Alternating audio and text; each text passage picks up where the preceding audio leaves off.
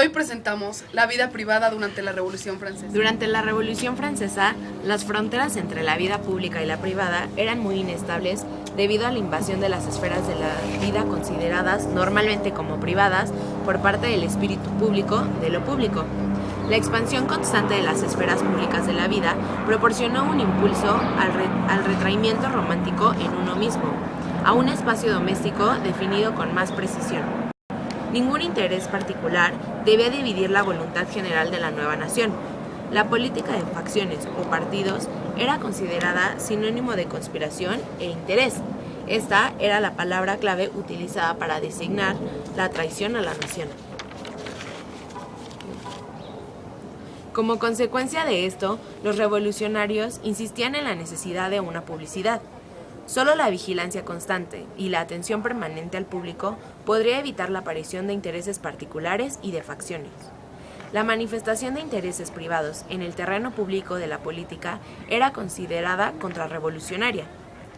El carácter privado asumió un significado público político. En octubre de 1790, Marat denunció a la Asamblea Nacional por estar en su mayor parte compuesta por hábiles bribones, charlatanes indignos.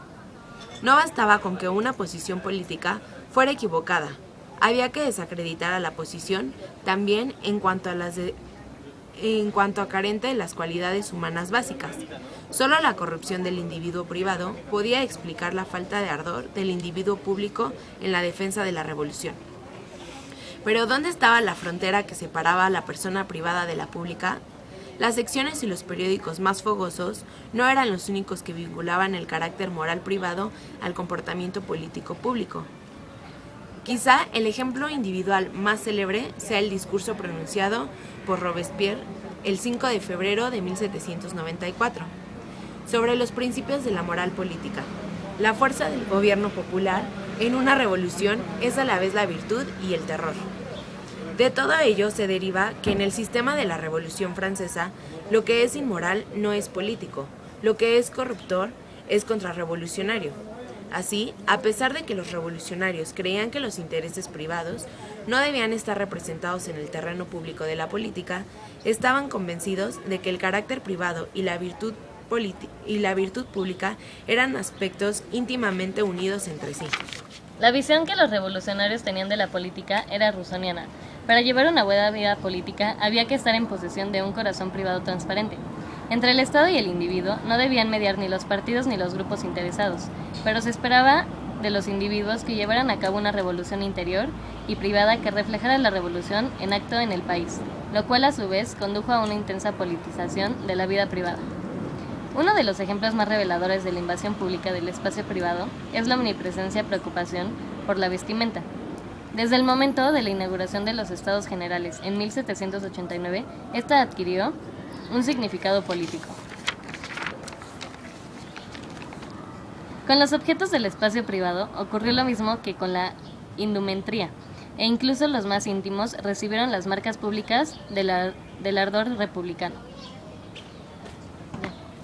Escandaloso fue la irrupción masiva de las groserías del lenguaje populachero. En los discursos políticos y públicos que se editaban, los iniciadores de esta moda fueron determinados de derecha. Los periódicos de izquierda aceptaron inmediatamente el desafío. El Estado revolucionario intentó regular el uso del lenguaje privado, exigiendo el francés en lugar de los dialectos e idiomas regionales. Las batallas entre lo público y lo privado se convirtió en una guerra lingüística. Para algunos, la creación de los lenguajes privados suplía la pérdida de la vida íntima.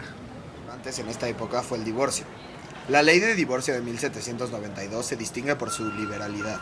La demencia, la condenación de uno de los cónyuges, los crímenes, sedicias o lesiones graves, la conducta pública desordenada, el abandono al menos durante 2 años, la ausencia sin noticias por lo menos durante 5 años y la emigración eran algunos de los castigos que había en esta época.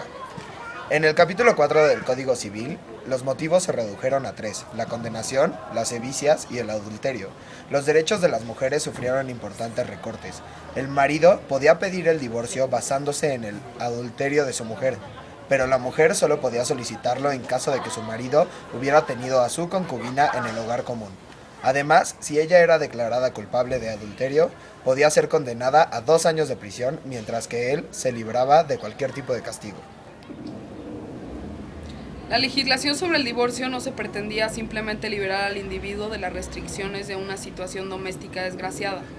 La pareja infeliz tenía que discutir las disposiciones del divorcio a través de un tribunal de familia o de una asamblea de familia, dependiendo del tipo de divorcio que se pidiera. Ahora vamos con los comentarios. La lectura me pareció muy interesante debido a que en esa época de la Revolución Francesa la sociedad era muy machista, empezando por los divorcios porque castigaban más a las mujeres cuando hacían adulterio que a los hombres. La lectura se me hizo muy interesante ya que, bueno, pues nunca había escuchado acerca de la guerra lingüística que hubo entre lo público y lo privado. Me llamó mucho la atención que, bueno, en esta época la vida pública casi no se respetaba y muchos ejemplos de esto era la forma en que se vestía la gente y la forma en la que hablaba. Entonces, por decir, si alguien, o sea, como la forma característica de cómo se vestían los del parlamento, cosas así, era como súper importante y pues la gente como que ya no quería que el gobierno, o sea, bueno, que los gobernara gente que fuera tan charlatana y cosas así. Entonces, o sea, como que muchas cosas han cambiado en este tiempo y qué horrible que no respetaran tu vida privada. Ya, güey, corte. El contexto de la Revolución Francesa era muy elitista y dividía mucho a las clases sociales, tanto en vestimenta, con las leyes de vestimenta y el lenguaje, no dejaban que se hablara populachosamente y era castigado, o incluso en el divorcio, que era como castigamos por adulterio 2 años a los hombres en caso de que se encontrara la concubina dentro de la casa de la casa de la familia, y a las mujeres se les daba pena perpetua. Se me hizo muy interesante que la Revolución Francesa es como un parteaguas en todos los sentidos. Por ejemplo, uno de ellos es como los ideales que tiene la gente, que obviamente en este momento han evolucionado, y más por ejemplo en el periodismo, en sí como el lenguaje fue evolucionando y eso hizo que pues, ahorita sea como realidad.